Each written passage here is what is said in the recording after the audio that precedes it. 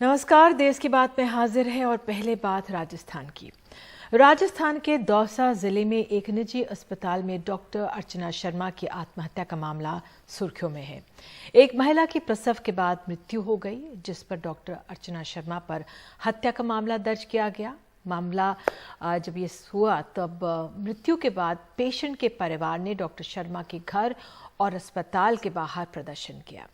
Doctor अर्चना इन प्रदर्शनों से बेहद परेशान हो गई। वे अपने पति के साथ ही अस्पताल चलाती थी। डॉक्टर अर्चना ने अपनी सुसाइड नोट में अपने को बेकसूर बताया। नोट में लिखा कि मरीज की मौत तमाम कोशिशों के बावजूद पोस्टमार्टम हेमोरेज से हुई है।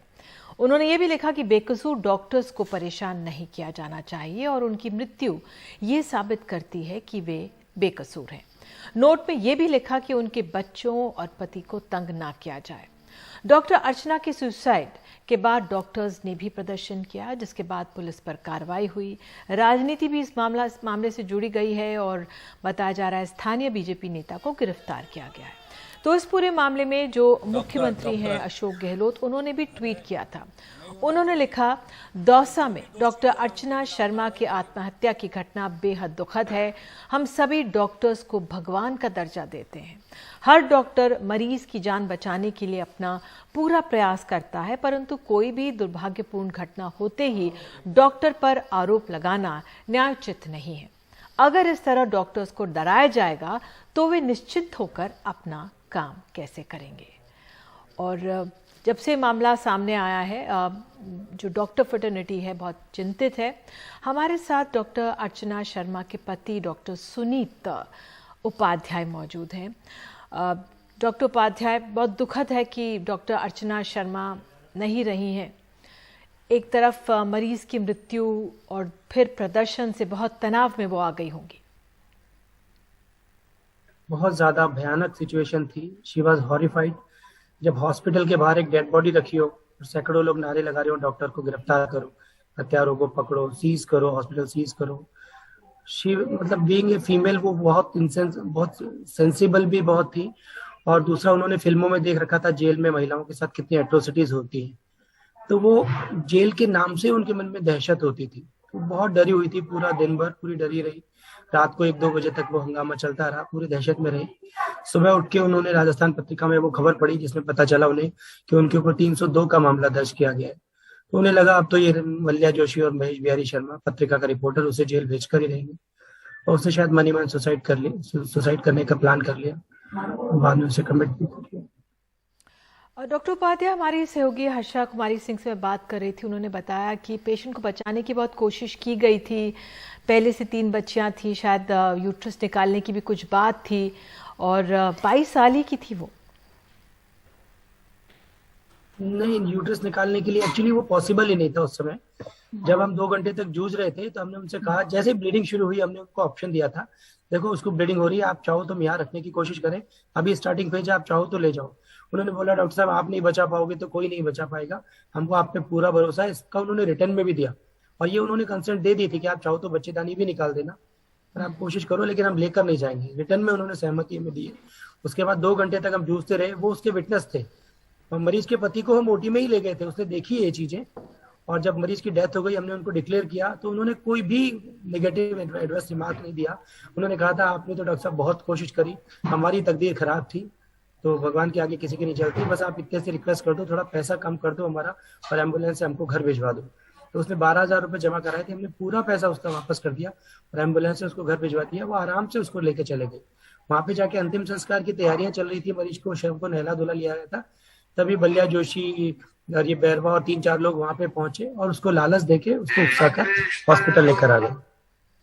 डॉक्टर उपाध्याय, आपने बताया कि पति को आप ओटी में लेके गए थे, लेकिन जिस तरह से पूरा मामला सामने आया है, बहुत दुखद ये पूरी घटना है। लेकिन हमारे यहाँ नेग्लिजेंस डॉक्टर्स द्वारा भी आरोप लगते रहे। आप जानते हैं कई मामले होते हैं, इस मामले की बात नहीं लेकिन बहुत मामले होते हैं। आपने परिवार को कैसे समझाया था? क्योंकि जो मरीज के परिवार को समझाया जाए डॉक्टर्स के लिए एक बहुत बड़ी चुनौती होती है। देखिए, मरीज को हमने जब ब्लीडिंग शुरू हुई थी तभी बता दिया था और मरीज स्थिति देख के मरीज को हमने बताया था कि ये स्थिति बहुत गंभीर होती है।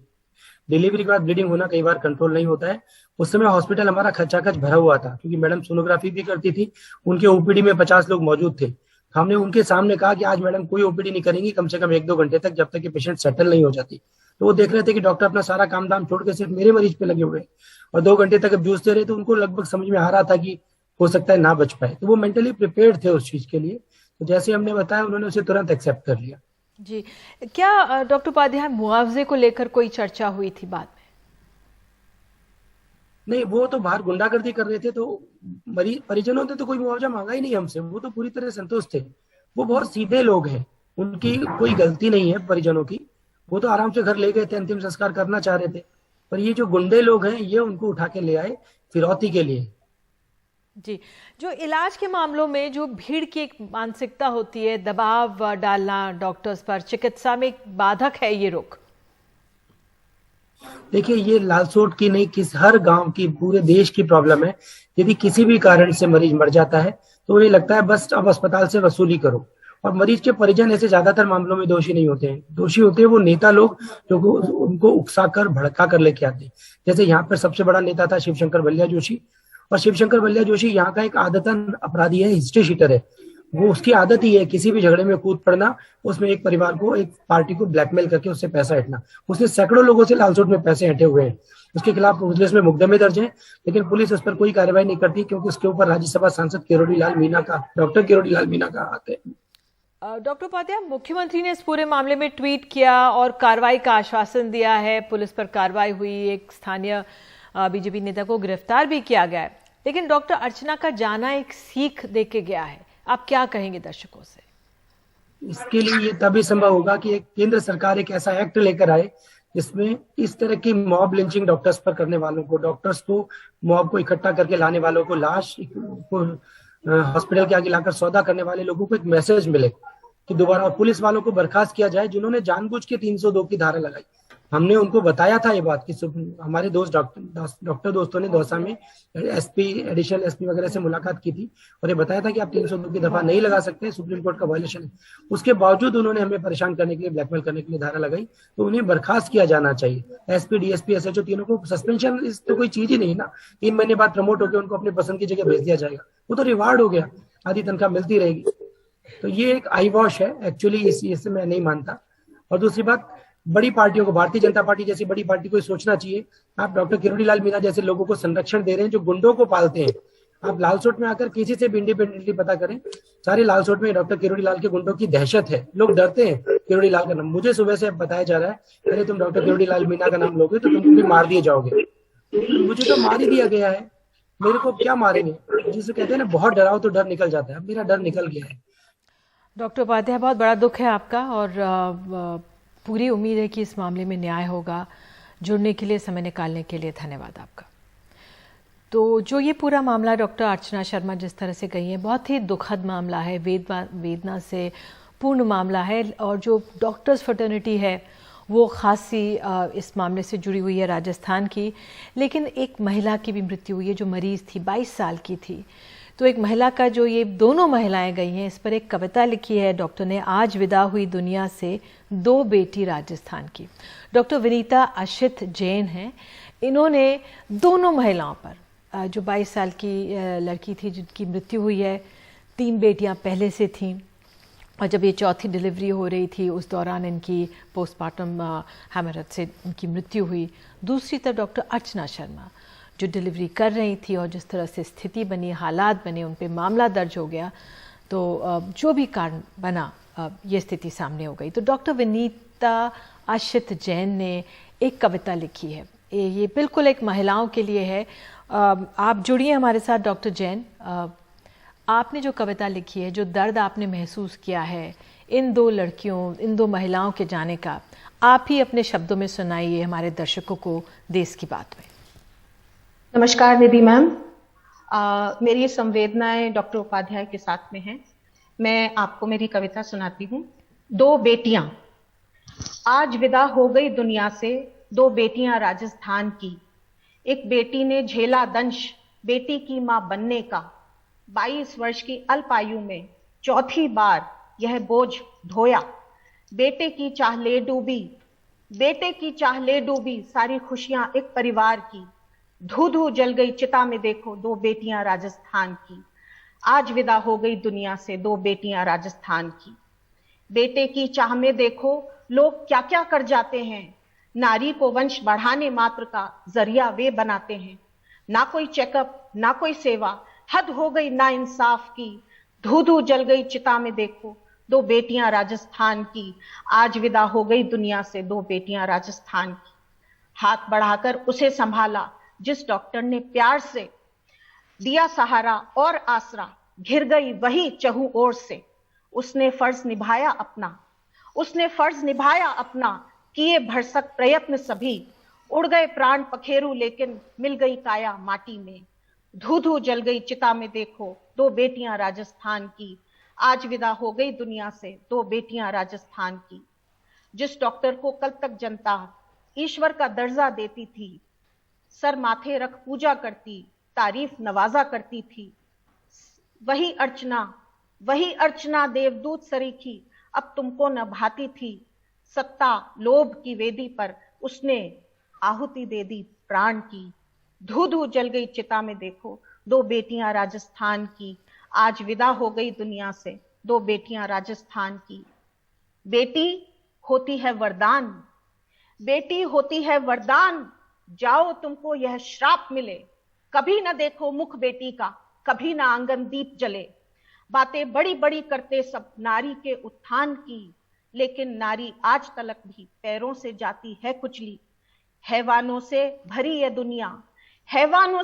ये दुनिया, क्या कीमत जाने बलिदान की, धू धू जल गई चिता में देखो दो बेटियां राजस्थान की, आज विदा हो गई दुनिया से दो बेटियां राजस्थान की।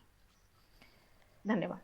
बहुत बहुत धन्यवाद। बहुत ही मार्मिक ये कविता है और ये हकीकत दो जो बेटियां राजस्थान की नहीं है, हमारे देश की तमाम बेटियों की हैं, जो ज़मीनी हकीकत है, आपने बहुत बखूबी अपने शब्दों में बयां किया। बहुत बहुत धन्यवाद।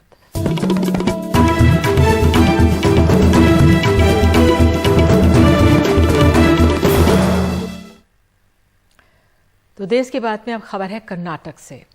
बायोकॉन की प्रमुख किरण मजुमदार शॉ ने कर्नाटक में जिस सांप्रदायिक विभाजन पर चिंता जताई है, वो किस तरह समाज में नफरत फैला रही है, इसका अंदाजा शिवमोगा की एक घटना से लगाया जा सकता है।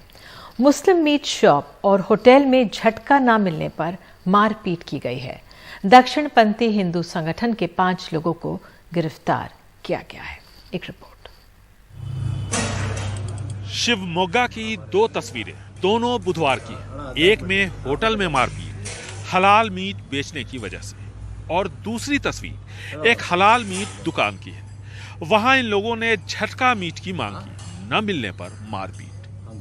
पुलिस ने 5 लोगों को गिरफ्तार किया जिन्होंने दोनों जगहों पर मारपीट की थी। Yesterday there were 2 incidents reported in Bhadravati town. दोनों ही मामलों में आरोपी एक ही है। सभी 5 आरोपियों को गिरफ्तार कर लिया गया है, जिनके नाम है वडिवेलु, सवाई सिंह, श्रीकांत, कृष्णा और गुनकर। The meat was not given and the shop was being shut down. Shivamogga में मारपीट तो नेलमंगला में भी हलाल मीट को लेकर बवाल मचा, और चिकमंगलुरु में हलाल मीट के खिलाफ दक्षिणपंथी संगठनों ने पर्ची बांटी। कर्नाटक में बढ़ती सांप्रदायिकता पर चर्चा संसद में भी हुई।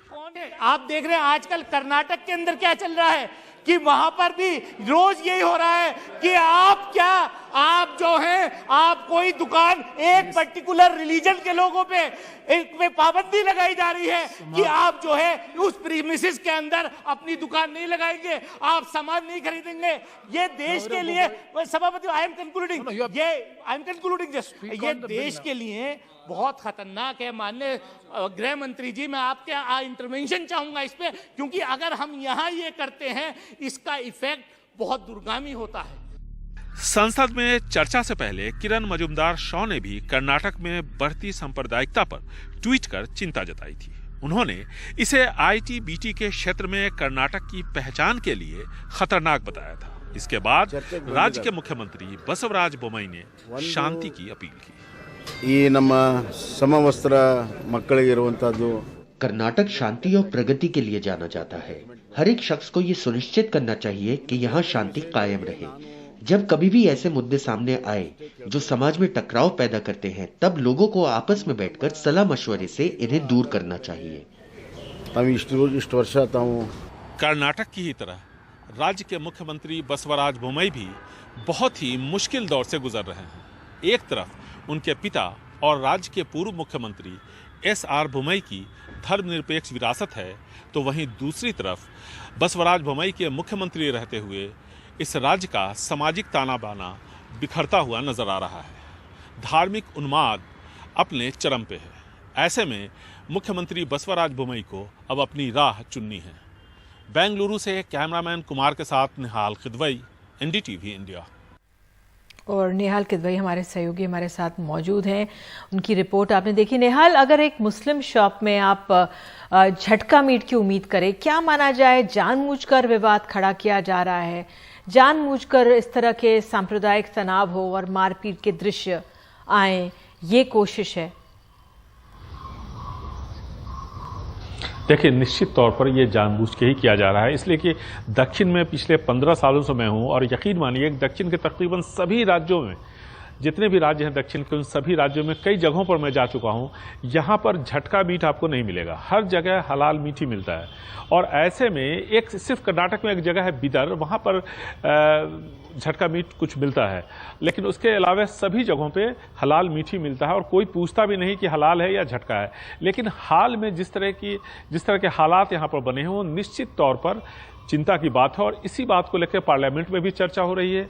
चर्चा किरण मजूमदार शाह ने भी की है। बीजेपी के जो नेता हैं वो भी इस पर चर्चा कर रहे हैं, वो भी चाहते हैं कि माहौल ठीक हो। अब मुख्यमंत्री ने किरण मजूमदार शाह के ट्वीट के बाद उन्होंने भी अपनी प्रतिक्रिया दी है। आज सभी व्यस्त है यहाँ पर, क्योंकि अमित शाह भी यहाँ पर कई कार्यक्रमों में व्यस्त हैं, कर्नाटक में हैं, बेंगलुरु में हैं, राहुल गांधी भी यहाँ पर हैं। अब देखना है कि अब आगे की क्या रणनीति होती है और किस से इस माहौल को ठीक करने की कोशिश ये लोग करते हैं, क्योंकि कर्नाटक अपेक्षाकृत बहुत ही शांत राज्य है और यहाँ के लोग इन चीज़ों के लिए और ऐसी हरकतों के लिए, ऐसी वारदातों के लिए नहीं जाने जाते हैं, चाहे वो हिंदू हो या मुस्लिम हो, और बहुत ही प्यार से लोग यहाँ पे रहते हैं। लेकिन ये जो कुछ भी हो रहा है, निश्चित तौर पर जानबूझ के एक वर्ग इसको कर रहा है और अब प्रतिक्रिया दोनों ही तरफ से हो रही है।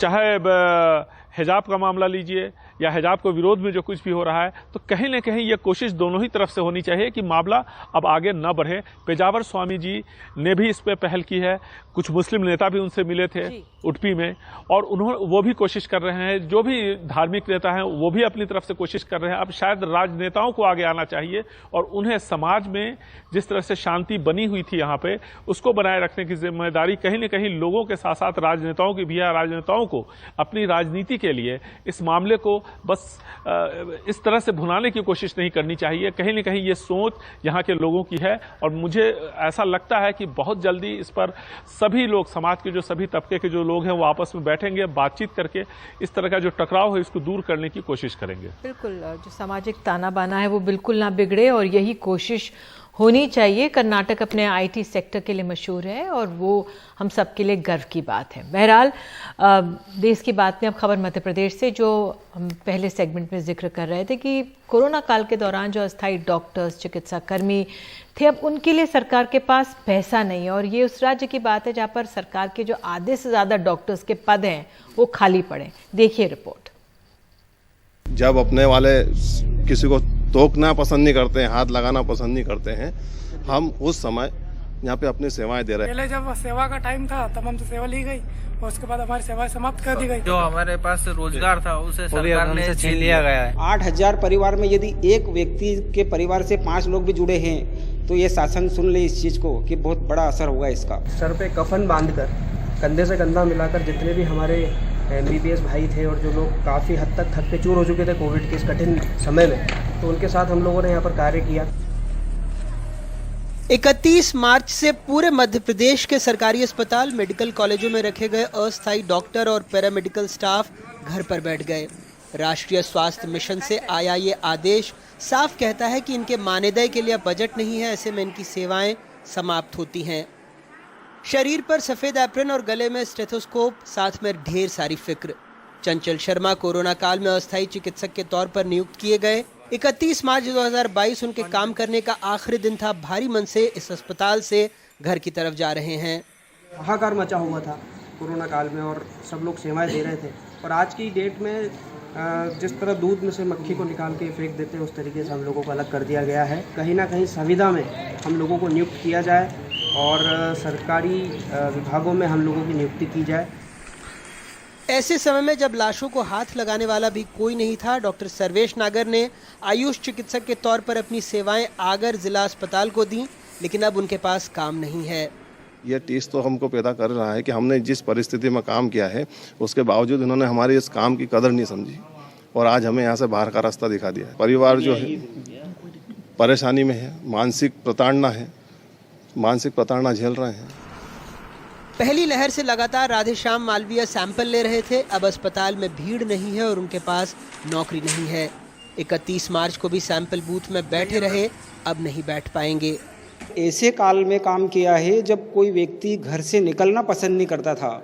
ये सफ़ेद वर्दी जो पहनी हमने, कोट पहना है, ये एक सफ़ेद कफन का रूप था। 2 बजे तक सैंपल कलेक्शन करता था। 2 बजे के बाद यहाँ से सैंपल की गाड़ी में भोपाल जाता था। लोगों ने आशा छोड़ दी थी कि यार मेरा बेटा कोविड में क्या मालूम क्या हो। फिर भी एक उम्मीद ये लगा के बैठे थे कि कहीं ना कहीं सरकार हमें थोड़ा बेनिफिट दे दे, लेकिन ऐसा नहीं हुआ। धीरे धीरे करके इन्होंने टाल दिया। और आज अगर ये हम कोविड स्टाफ अगर ये डिमांड कर रहे हैं तो क्यों कर रहे हैं? क्योंकि पूरे मध्य प्रदेश में 8000 लोग हैं इसमें जुड़े हुए। सरकारी दलील भी सुन लीजिए। ये सुनिश्चित पहले से ही किया गया था कि जितने स्टाफ की हमें उस समय जरूरत थी उनको रखा गया था, उसका युक्तियुक्तकरण किया जाएगा। ये हालात उस राज्य में जहां 21 घंटे 52 मिनट में ही 2 करोड़ 79 लाख रुपए का बजट मंजूर हो जाता है, वो भी तब जब 2022-23 में राजकोषीय घाटा 52,511 करोड़ रुपए अनुमानित है, जो राज्य के सकल घरेलू उत्पाद का 4.56% है। बावजूद इसके सरकार ओंकारेश्वर में सिर्फ आदि गुरु शंकराचार्य की प्रतिमा पर 370 करोड़ रुपए खर्चने, महाकाल मंदिर के विस्तार में 700 करोड़ रुपए से अधिक लगाने, 150 करोड़ रुपए से ज्यादा की लागत से नया जहाज खरीदने, सीएम के काफिले में 5 नई फॉर्च्यूनर गाड़ियों और मंत्रियों के लिए नई इनोवा क्रिस्टा लाने की योजना बनाती है।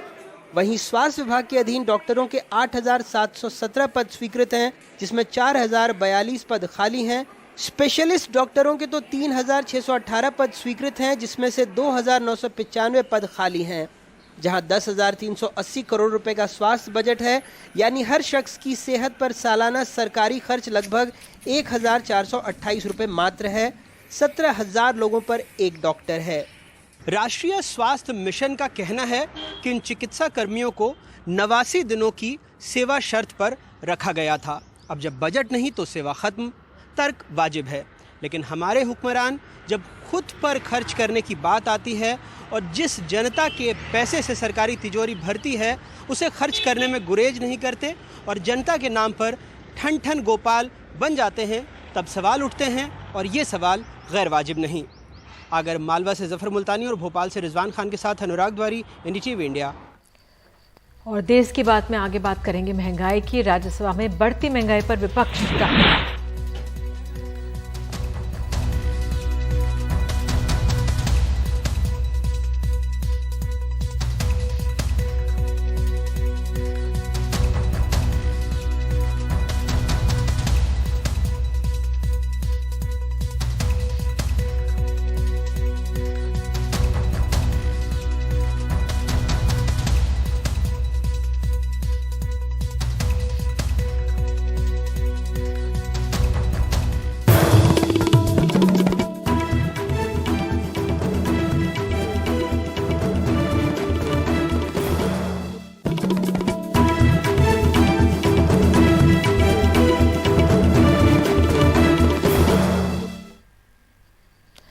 तो महंगाई की जो दर है वो हर जगह बढ़ती जा रही है। आज से 250 रुपये महंगा हो जाएगा जो कमर्शियल सिलेंडर है। विमानों का ईंधन भी है वो भी बढ़ गया है। नेशनल हाईवे पर भी टोल टैक्स ज़्यादा हो गया है। कार समेत दूसरे चौपहिया वाहनों की सवारी भी आपको बता दें महंगी हो गई है। और राज्यसभा में भी ये मामला उठा। विपक्ष के नेताओं ने क्या कहा, आइए सुनते हैं। सब पेट्रोल महंगा, डीजल महंगा, खाना बनाना महंगा, खाना खाना महंगा, अब दवाई भी हुई महंगी। महंगाई के दर्द की दवाई भी अब है ज़रूरी।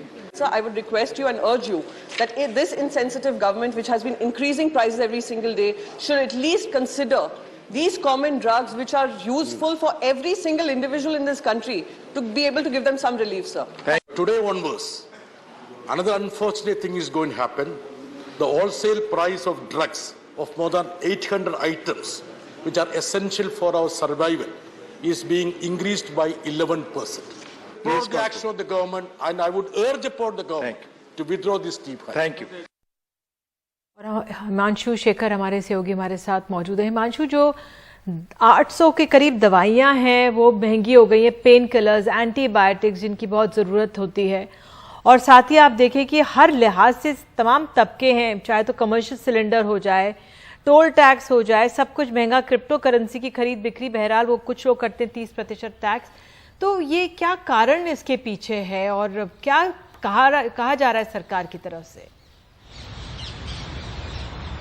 देखिए, दो वजहें। पहला ये कि जो बजटीय प्रस्ताव हैं जो वित्त मंत्री ने 1 फरवरी को इस साल पेश किए थे, जिसको संसद से मंजूरी दी गई है, उन्हें लागू करने की प्रक्रिया 1 अप्रैल से शुरू हुई है। और जहां जहां भी टैक्स बढ़ाने का प्रावधान या प्रस्ताव वित्त मंत्री ने किया था, वो अब चीजें 1 अप्रैल से लागू हो रही हैं और इसलिए आपको वो महंगी होती दिख रही हैं। दूसरी बड़ी वजह है कि यूक्रेन युद्ध की वजह से अंतर्राष्ट्रीय तेल बाजार में उथल पुथल बढ़ रही है। कच्चे तेल की कीमतें ऊंचे स्तर पर बनी हुई हैं, नेचुरल गैस भी महंगा हुआ है और इसी वजह से रिधि आप देखेंगे कि जो अलग अलग पेट्रोलियम पदार्थ हैं उनकी कीमतों में लगातार वृद्धि हो रही है। 11 दिनों में 9 बार पेट्रोल और डीजल को महंगा तेल कंपनियों ने किया है और अब कमर्शियल सिलेंडर जो है एलपीजी के, उसमें भी बढ़ोतरी की गई है। एविएशन टरबाइन फ्यूल भी महंगा हो गया है और ऐसे वक्त पर आज ही एक और खबर भी आई है कि 1 अप्रैल से ही जो पीएफ में अगर आप नए वित्तीय साल में 2.5 लाख रुपए से ज्यादा पैसे जमा करते हैं तो उस पर जो आपको ब्याज मिलता है उस पर टैक्स लगना भी 1 अप्रैल से शुरू होगा। यानी एक तरफ जहां महंगाई का बोझ आम आदमी पर बढ़ता जा रहा है, वहीं पीएफ पर जहां पहले आपको याद होगा कि जो इंटरेस्ट रेट है वो 8.5% से 8.1% किया गया था, उस पर अब 2.5 लाख से ऊपर जो पैसा जमा करेंगे लोग, उस पर जो ब्याज मिलता है उस पर टैक्स लगना भी शुरू हो गया है। तो कमाई घट रही है और खर्च बढ़ता जा रहा है और मुझे लगता है कि अब सरकार को इस मामले में हस्तक्षेप करना चाहिए आम लोगों को राहत देने के लिए। निधि, बिल्कुल, और उम्मीद यही है। बहरहाल देखना होगा क्या करती है सरकार। बहुत धन्यवाद इस जानकारी के लिए हिमांशु। और देश की बात में हम एक ब्रेक लेते हैं और ब्रेक के बाद आपको बताएंगे गुड़ी पड़वा के मौके पर मुंबई के लोगों को मिला है कौन सा तोहफा।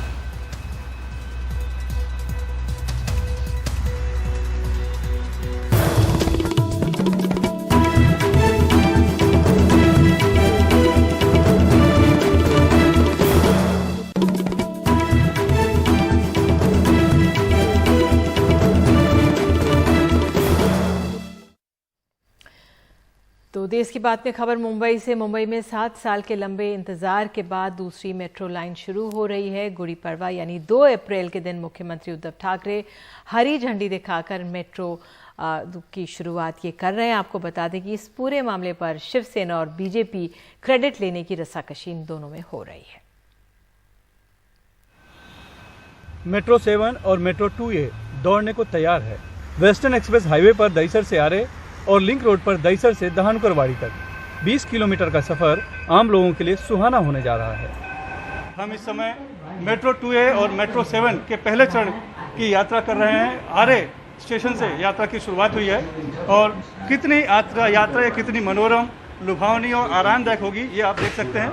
ये हम कितनी ऊंचाई पर हैं, शहर का पूरा नज़ारा देखते हुए चल सकते हैं।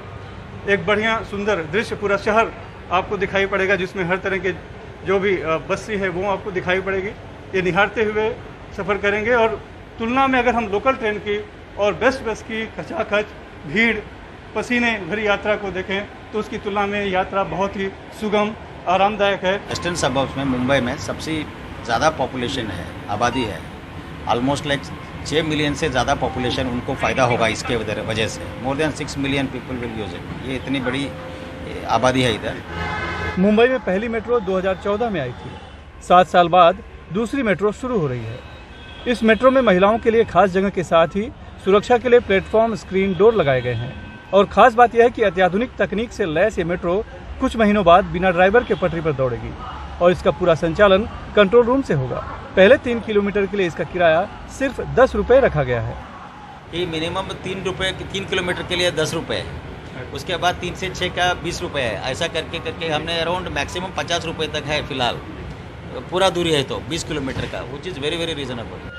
हालांकि इसे पूर्व और पश्चिम में दहिसर से अंधेरी तक चलना है, लेकिन काम पूरा नहीं होने की वजह से अभी पहले चरण की ही शुरुआत हो पा रही है। MMRDA का दावा है कि इससे आम जनता को तेज सफर करने का मौका मिलेगा। तो western express highway, SB road और लिंक रोड पर तकरीबन 25 से 30% ट्रैफिक भी कम होगा। देर से ही सही, मुंबई करों के लिए अच्छी सौगात है और BMC चुनाव नजदीक है, लिहाजा शिवसेना और BJP में इसका श्रेय लेने की होड़ लगी है। जो मेट्रो लोगों को 1 वर्ष पूर्व पूरा मार्ग लोगों को उपलब्ध हो सकता था, वह मार्ग 1 वर्ष देरी से मिल रहा है, वह भी अधूरा। कौन जिम्मेदार है इसे? केवल और केवल महाराष्ट्र सरकार की बदहाली और लापरवाही जिम्मेदार है। वर्सोवा से घाटकों पर मेट्रो 1 को छोड़ दें तो बीजेपी शिवसेना सरकार में तत्कालीन मुख्यमंत्री देवेंद्र फडणवीस ने मुंबई में मेट्रो का जाल बिछाने की शुरुआत की और काम भी तेजी से आगे बढ़ाया। लेकिन अब सरकार बदल गई है तो उद्घाटन का मौका वर्तमान मुख्यमंत्री शिवसेना के उद्धव ठाकरे को मिल रहा है। जबकि BMC चुनाव नज़दीक है तो क्रेडिट लेने की राजनीति होना लाजमी है। मुंबई से कैमरामैन राजन दयाल के साथ सुनील सिंह, NDTV इंडिया के लिए। और देश की बात में खबर अब दिल्ली से। अगर आप देश की राजधानी दिल्ली की सड़कों पर गाड़ी चला रहे हैं तो ज़रा सावधानी से चलाइएगा, क्योंकि अगर आप गाड़ी बस लेन में अगर आपकी गाड़ी घुस जाती है या खड़ी हुई तो 5,000 रुपये का चालान हो सकता है। क्या ये पूरा मामला, देखिए रिपोर्ट। दिल्ली की सड़कों पर बनी बस लेन में केवल बस ही चल सकें, इसके लिए ये दिल्ली सरकार के परिवहन विभाग की मुहिम है। बस लेन में अगर कोई दूसरा अन्य वाहन घुस रहा है तो उसको फिलहाल चेतावनी दी जा रही है, और अगर कोई वाहन कहीं खड़ा हो जा रहा है तो उसको हटवाया जा रहा है। ऑटो बस लेन से हटाएं, चलिए। आगे चलकर जुर्माना भी हो सकता है और गाड़ी टो भी की जा सकती है। ये सब इसलिए ताकि सुप्रीम कोर्ट के निर्देश के तहत बस लेन में केवल बस ही चल सकें। मुहिम के पहले दिन सभी DTC और क्लस्टर बसें लाइन में लगकर चलती दिखी, क्योंकि बस लेन में बस ना चलाने पर बस ड्राइवर को भी 5,000 रुपए का जुर्माना देना होगा। अभी तो चालान का प्रावधान है। हमारी जो बसें, अगर ड्राइवर वायलेशन करता है, लेन में नहीं चलता है, बॉक्स में नहीं रुकता है, तो उस पर 5,000 रुपये का जुर्माना है फर्स्ट ऑफेंस में। सेकंड ऑफेंस में 10,000 रुपये का जुर्माना है। लेकिन बस लेन में चलने से बसों को समय ज्यादा लगने की शिकायत सामने आ रही है। समय तो ऑलमोस्ट वैसे ही ज्यादा लगेगा। अब आधे घंटे में वहाँ आजादपुर से निकली गाड़ी, तो समय तो अपने आप ही ज्यादा हो गया ना सर, ये बताओ। अच्छा, टाइम ज्यादा लग रहा है लेन में चलने से? टाइम तो ज्यादा लगेगा ही सर। हमारी लाइन में छोटे व्हीकल खड़े हो जाते हैं, ब्रेक डाउन गाड़ी खड़ी हो जाती है, सुबह से व्हीकल खड़ा हो जाता, छोटी गाड़ी हमारी लाइन में सभी चलते हैं, तो खराब गाड़ी हो जाती है। रिक्शा 10 की स्पीड, 5 की स्पीड में चलता है, हमारे उसमें लाइन में चलता है। अच्छा, दूसरे लोग आपकी लेन में घुस जाते हैं, इसलिए आपको उनकी लेन में घुसना पड़ता है। हाँ जी, क्या करें, पब्लिक परेशान हो रही है। हालांकि बाइक, ऑटो, ई-रिक्शा या टैक्सी जाने अनजाने में बस लेन में अभी भी घुस रहे हैं। कारण और बहाने सबके अपने हैं। आपको पता है आप बस लेन में खड़े हो? हाँ जी। हाँ, तो बस लेन में क्यों हो आप?